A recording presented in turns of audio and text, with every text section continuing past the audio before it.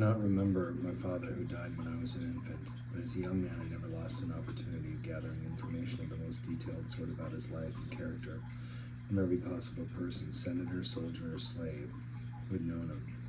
I began writing his biography as my apprentice task in history, and though he was soon put a stop to my grandmother, Livia, I continued collecting material in the hope of one day being able to finish the work.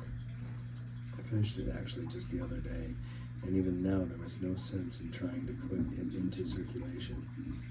It is so Republican in sentiment that the moment Agrippinella, my present wife, came to hear its publication, every copy would be suppressed, and my unfortunate copying scribes would suffer my indiscretions.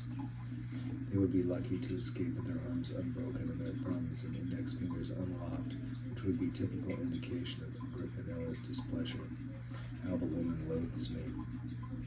My father's example has guided me throughout life more strongly than that of any other person whatsoever, with the exception of my brother Germanicus.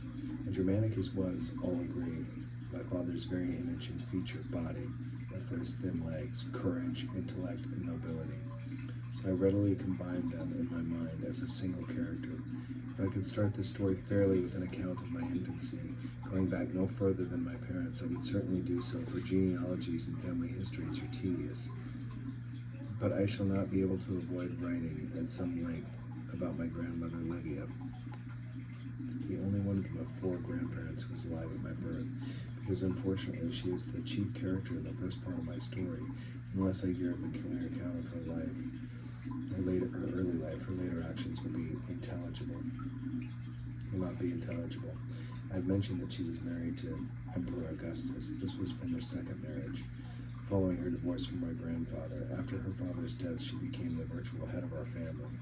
My father's death, she became the virtual head of our family, supplanting my mother Antonia, my uncle Tiberius, the legal head, and Augustus himself, to whose powerful protection my father had committed us children in his will.